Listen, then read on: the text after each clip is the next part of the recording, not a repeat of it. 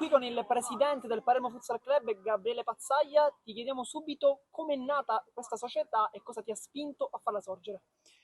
È nata da un'idea del presidente del Palermo Calcio 5, Salvo Messeri, in realtà, che mi chiamò a marzo 2020 in pieno lockdown, chiedendomi se appunto volessi intraprendere questa avventura.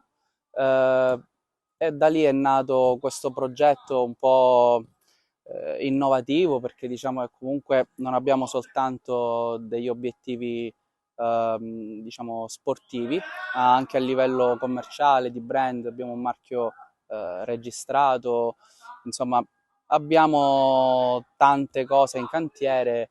Devo dire che dopo queste prime 2 stagioni di Serie D le cose stanno andando discretamente bene. Diciamo che abbiamo preso le misure al campionato e speriamo che questo terzo anno di Serie D possa essere quello buono per festeggiare qualcosa di importante.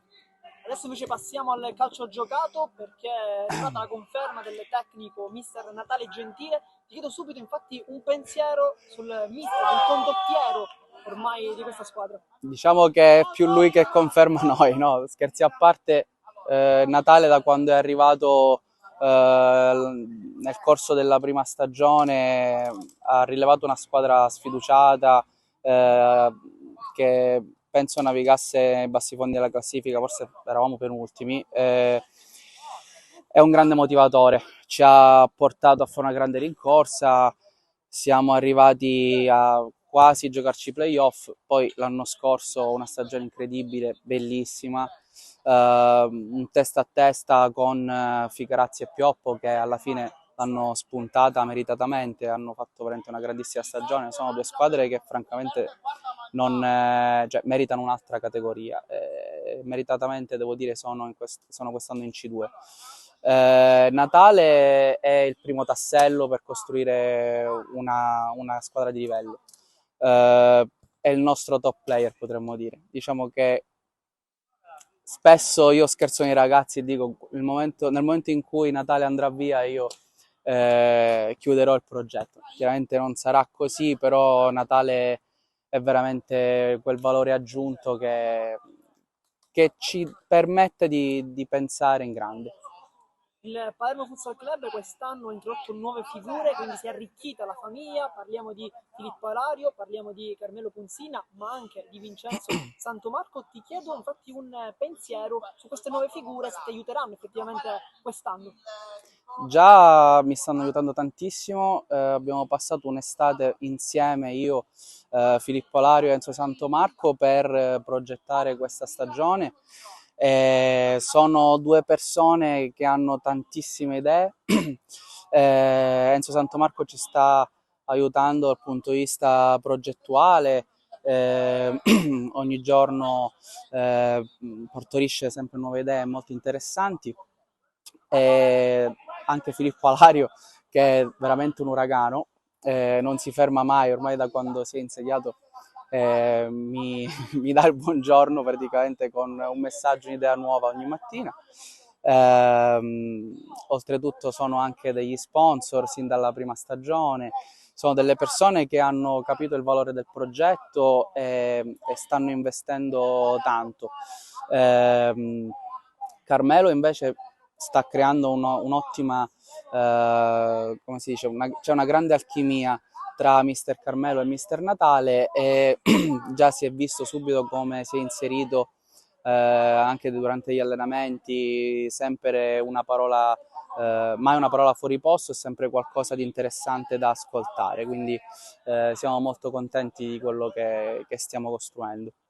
Adesso invece passiamo a uno degli argomenti più caldi dell'estate, chiaramente il calciomercato. No. Ci sono stati tanti arrivi, cessioni. Ti chiedo un po' di parlare delle cessioni innanzitutto. Sono state delle cessioni che non erano programmate. Eh, la prima è stata quella di Damiano Giordano, che l'anno scorso ha fatto una grande stagione da centrale, ha fatto 15 gol, mi sembra. È stato chiaramente fondamentale nella scorsa stagione. Quest'anno ha preferito sposare un altro progetto, cose che ci stanno. Invece per quanto riguarda Nini Scozza e Antonio Pisani, hanno scelto di provare a giocare la C2 sempre con l'Aveco.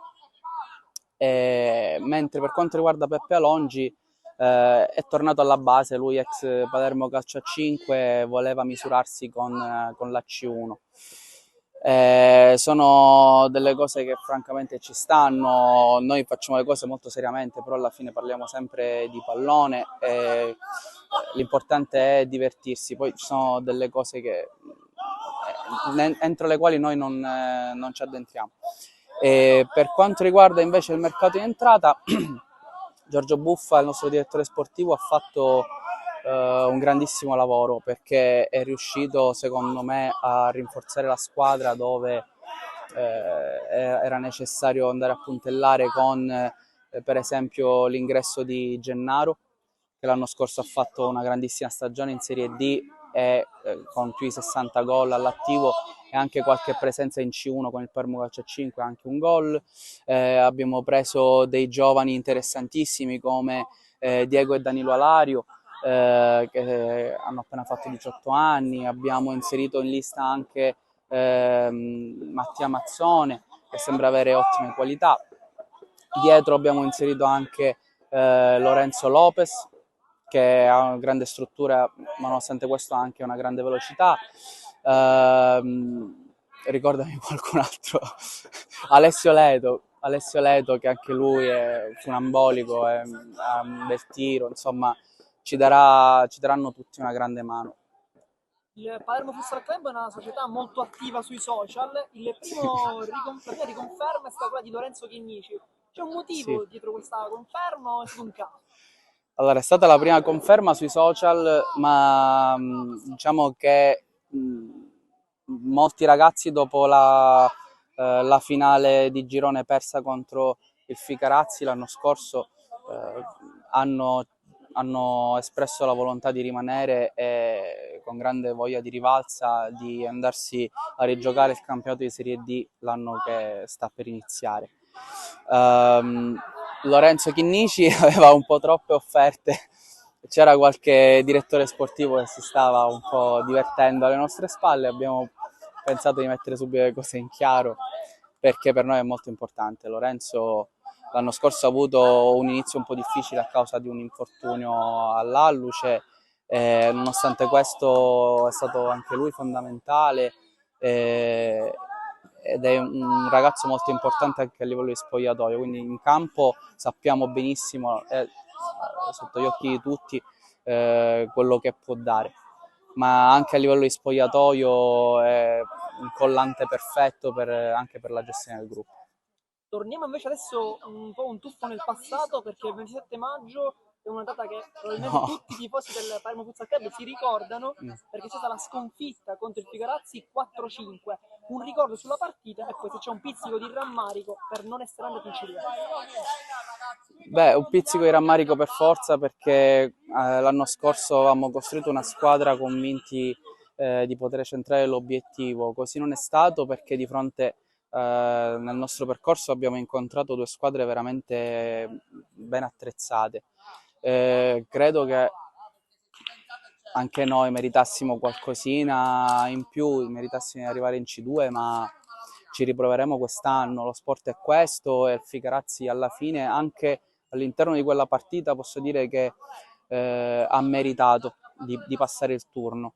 È stata una partita veramente folle perché loro erano in completo controllo e poi sono calati drasticamente nel secondo tempo.